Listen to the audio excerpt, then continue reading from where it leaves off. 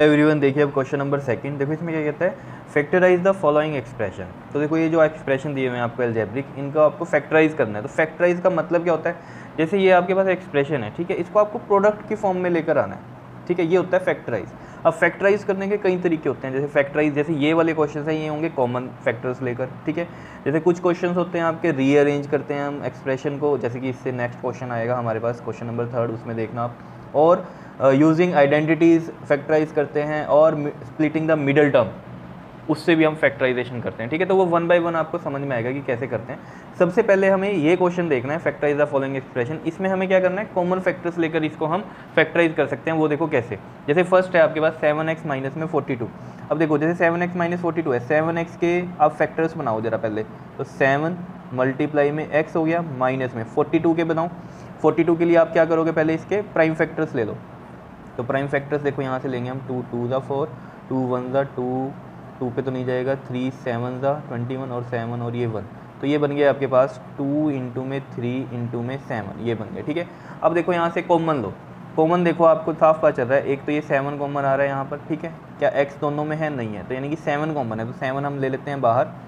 यहाँ क्या बचा x माइनस में, यहाँ क्या बचा, 7 तो बाहर चला गया, 2 3 ज़ा 6, तो ये बचा आपके पास 7x माइनस में 6। अब देखो इस एक्सप्रेशन को हम ले आए प्रोडक्ट की फॉर्म में, देख लो 7 और ये एक पूरी एक टर्म मान लो x माइनस 6, तो 7 मल्टीप्लाई में ये x माइनस 6, तो ये क्या हो गया, इसके फैक्टराइजेशन कर दी हमने, ठीक है। सेकंड देखो इसमें भी ऐसे ही करेंगे हम। देखो सेकंड जो क्वेश्चन है आपके पास, देखो 6p माइनस में 12q दिया हुआ है, ठीक है। तो इसमें भी हम कॉमन ही लेंगे, तो पहले तो इसके फैक्टर्स ले लो। देखो 6 इंटू पी भी कर सकता हूँ मैं इसको, और यहाँ पर मैं इसको 6 इंटू में 2 इंटू में क्यू भी कर सकता हूँ, लेकिन जैसे मैंने आपको बताया प्राइम फैक्टर्स लेके किया करो आप। तो देखो 6 के लिए ले लो जरा प्राइम फैक्टर्स, आप कैसे लोगे, यहाँ पर कर देता हूँ मैं 6 के लिए। देखो 6 2 3 ज़ा 6 और 3 1 ज़ा 3, तो ये बना गया आपके पास 2 इंटू में 3 और साथ में क्या है, p है माइनस में। ऐसे ही 12 के ले लो प्राइम फैक्टर्स, तो 12 के लोगे 2 6 ज़ा 12 और फिर 2 3 ज़ा 6 और 3 1 ज़ा 3, तो ये बन गया आपके पास 2 इंटू में 2 इंटू में 3 इंटू में q। समझ पा रहे हो।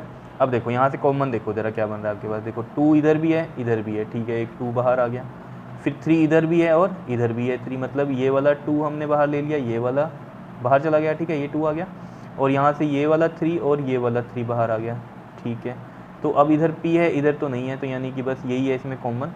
अब देखो यहाँ क्या बचा, p, और यहाँ से देखो ये 2 बाहर चला गया, ये 3 बाहर चला गया, बचा क्या, ये 2 और ये q, तो ये 2q, तो क्या आ गया आपके पास 2 3 ज़ा इधर से 6 और ये p माइनस में 2q, ये इसका आंसर आ गया, यानी कि फैक्टराइज कर दिया हमने।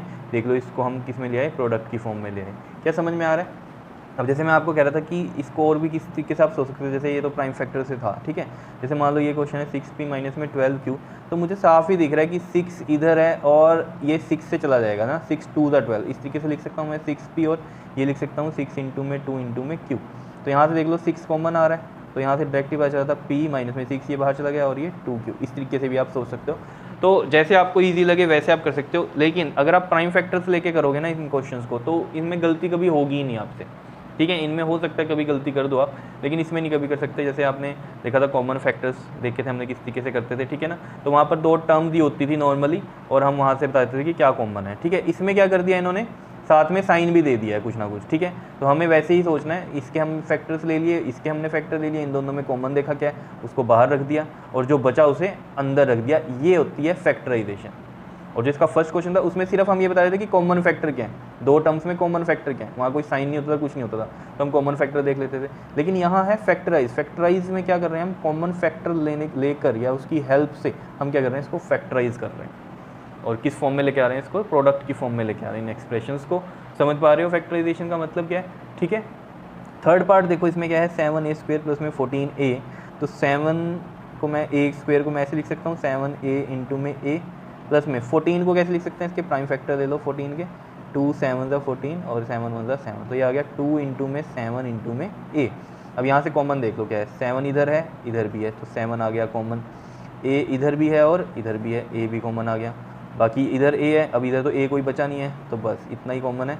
तो इधर क्या बच गया a, और फिर प्लस, और फिर इधर देखो क्या बच गया, ठीक है, प्लस से देखो इधर में देख रहे हैं हम क्या बच गया, और फिर प्लस से इधर में देख रहे हैं कि क्या बच गया, ठीक है।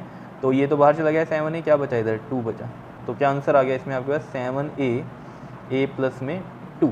तो देख लो इसको भी हमने किस फॉर्म में लिख दिया इधर, प्रोडक्ट फॉर्म में। 7a एक टर्म हो गई और a प्लस 2 एक टर्म हो गई। क्या समझ में आ रहा है कैसे कर रहे हैं हम फैक्टराइजेशन?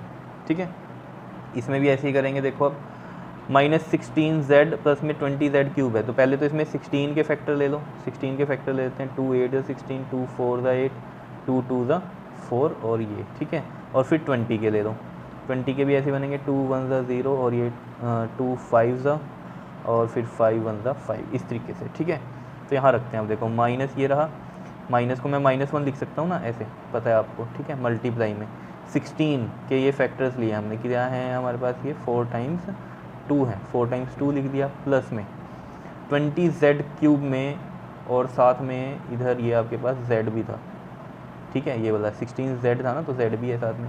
20z क्यूब में देख लो, 20 के फैक्टर क्या हो गए, 2 इंटू में 5, और z क्यूब को मैं लिख सकता हूँ 3 टाइम्स z, दिखाई दे रहा है। अब देख लो क्या कॉमन है, देखो -1 इधर है, इधर तो नहीं है, ठीक है, इसको अंदर ही रहने देंगे।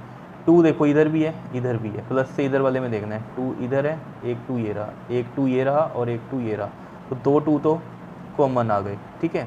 अब देखो इधर 2 है, इधर तो कुछ नहीं है, इधर 2 है, इधर कुछ नहीं है, इधर एक z है और इधर भी एक z है, समझ रहे हो बात को। तो एक z ये बाहर आ गया, ठीक है, ये तो हो गए कॉमन।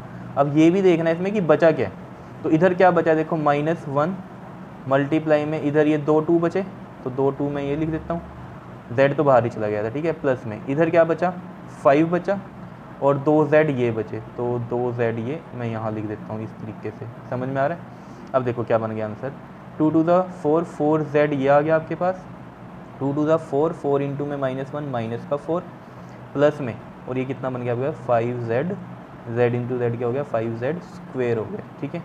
तो ये आया आपके पास अब आंसर, क्या आया है ये 4z, और साथ में क्या आ गया माइनस में 4 प्लस में 5z स्क्वेयर, समझ में आया कैसे आया, ठीक है। तो ये आ गया इसके फैक्टराइजेशन, ठीक है। क्लियर, समझ में आ रही है कहानी, बिल्कुल सिंपल है, कुछ भी मुश्किल नहीं है इसमें, ठीक है। अब देखो ये 5th क्वेश्चन इसका, देखो यानी कि 5th पार्ट में देखो 20l² प्लस में 30alm है, ठीक है। अब इसमें भी 20 के फैक्टर ले लो, यहाँ कर देता हूँ मैं 20 के, 2 1 और ये 0 2 5 और ये 5 1, ठीक है। 30 के भी ले लो इधर प्राइम फैक्टर्स, 2 1 2 5 3 5 15 और 5 1 5, ये बन गए, ठीक है। अब देखो इसको लिखेंगे कैसे, 20 के क्या फैक्टर आए हैं, 2 इंटू में 5 और l² को मैम लिख देंगे 2 बार l और साथ में है m, प्लस में इधर क्या 30 के क्या बने हैं 2 इंटू में 3 इंटू में 5 और मल्टीप्लाई में ये क्या है आपके पास a है, फिर l है, फिर है m, ठीक है। इधर आ रहा है बाहर, कोई बात नहीं, ठीक है। देखो जी अब कॉमन क्या है, इधर 2 है, इधर भी 2 है, ठीक है, हमने 2 ले लिया। फिर इधर 2 है, इधर तो कुछ नहीं है, तो ये तो नहीं हुआ, ठीक है। फिर इधर 5 है ये वाला और इधर भी ये 5 है, तो एक 5 बाहर आ गया।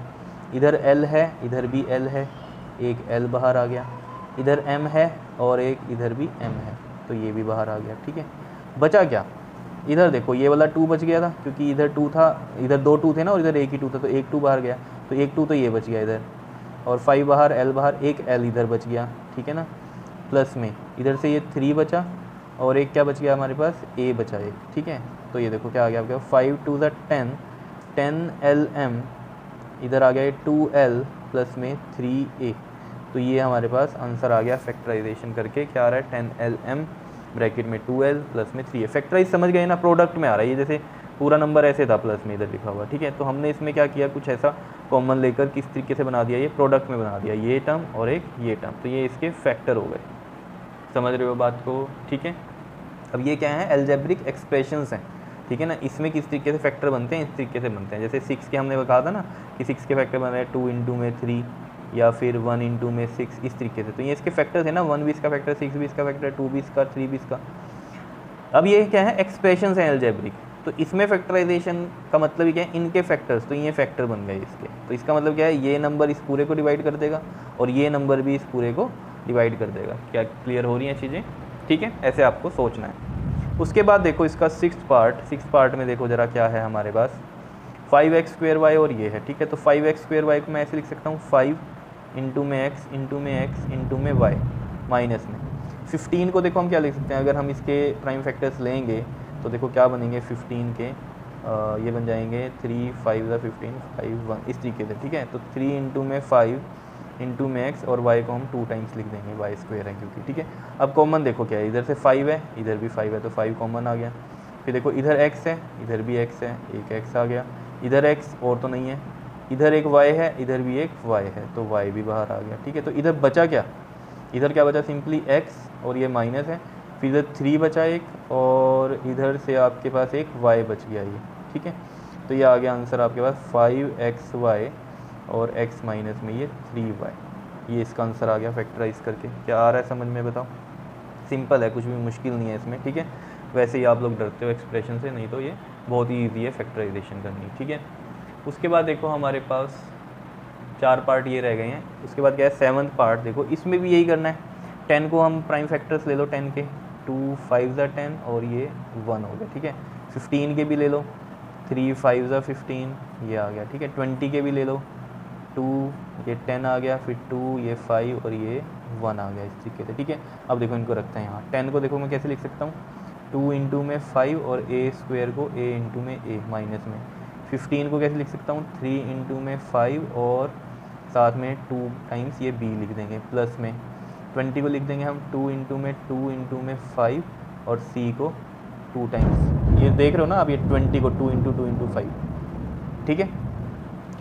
देखो जी अब यहाँ पर इनमें कॉमन देखना है अब आपको, ठीक है। देखो 2 यहाँ है, यहाँ तो नहीं है, या चाहे यहाँ भी है, लेकिन तीनों में होना चाहिए। 3 टर्म होगी ना, एक ये एक ये एक ये, तो 2 तो नहीं है, ठीक है। अब 5 को देख लो, 5 इधर है, इधर है, इधर भी है, ठीक है। 5 तो है, ठीक है जी, 5 हो गया, इधर से भी 5 हो गया और इधर से भी 5 हो गया, ठीक है। ए देखो इधर है, इधर नहीं है, तो ये तो कॉमन होगा ही नहीं, ठीक है ना बात। तो बस 5 ही कॉमन है यहाँ से, तो अंदर क्या बचा, इधर देखो 2 इंटू में ए यानी कि 2a स्क्वायर बच गया माइनस में 3a रहा और 3b स्क्वायर बच गया, यानी कि ये 2b थे ना, तो 3b स्क्वायर हो गया प्लस में इधर से भी 5 बाहर था, तो 2 बचे, 2 का क्या हो गया 4 और साथ में क्या है ये c स्क्वायर। तो ये है आपके पास इसका आंसर, जिसमें कि हमारे पास ये देख लो प्रोडक्ट की फॉर्म में हम ले आए इसको, 5 ये रहा प्रोडक्ट में इस पूरी टर्म के, ठीक है। तो ये क्या है आपके पास 5 और फिर ब्रैकेट में क्या है हमारे पास ये 2a स्क्वायर माइनस में 3b स्क्वायर प्लस में 4c स्क्वायर। क्या इतनी बात क्लियर है। आ जाते हैं अब 8th पार्ट पे, ठीक है। तो 8th पार्ट देखो हम करते हैं यहाँ पर, -4a स्क्वायर है तो हम इसको ऐसे लिखेंगे -1 इंटू में 4 को लिख दूँ मैं 2 इंटू में 2 और a स्क्वायर है तो a इंटू में a प्लस में 4ab को 2 इंटू में 2 इंटू में a इंटू में b और 4ca को भी ऐसे ही 2 इंटू में 2 इंटू में c इंटू में a। दिखाई दे रहा है ये, ठीक है। अब देखो इसमें भी हमें कॉमन देखना है, तो कॉमन इसमें तो बहुत ही ईजी था, आप ऊपर से भी डायरेक्ट देख सकते थे कि 4 कॉमन है तो आप 4 निकाल देते बाहर, ठीक है। और साथ में a भी कॉमन था इधर से, ठीक है। तो देखो यहाँ से अगर हम देखें 2 कॉमन, इधर भी 2 है, इधर भी 2 है, तो 2 कॉमन हो गया एक, फिर एक 2 और ये वाला भी 2, तो एक और 2 आ गया। फिर देखो a इधर भी है, इधर भी है और एक a इधर भी है, तो a बाहर आ गया।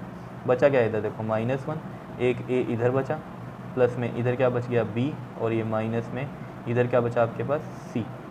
तो ये आ गया आपके पास 2 to the 4a और इधर बच गया -1 इंटू a कितना होता है -a प्लस में b माइनस का c। ये आ गया आपके पास इसका आंसर। क्या आ रहा है समझ में किस तरीके से कर रहे हैं हम ये, ठीक है, क्लियर। उसके बाद आ जाओ इधर 9th पार्ट पे। 9th पार्ट देखो कर लेते हैं इसका, बहुत ही सिंपल क्वेश्चन है। देखो यहाँ से करते हैं, क्या है ये आपके पास expression x square Y Z X Y square Z और फिर प्लस में एक्स वाई जेड स्क्वायर।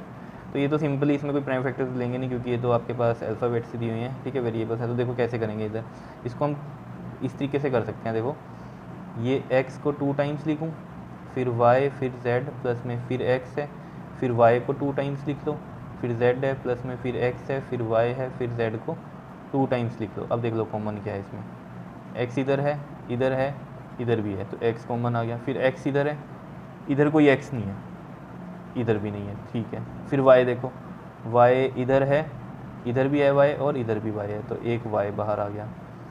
फिर देखो z इधर है, यानी कि z इधर भी है और एक z इधर भी है, तो z भी बाहर आ गया। बचा क्या इधर से x बच गया, इधर से देखो क्या बच गया y बच गया और इधर से देख लो क्या बच गया z बच गया। तो ये आंसर आ गया आपके पास x y z ब्रैकेट में x plus y plus z। बताओ समझ में आ रहा है या नहीं, ईजी है ना।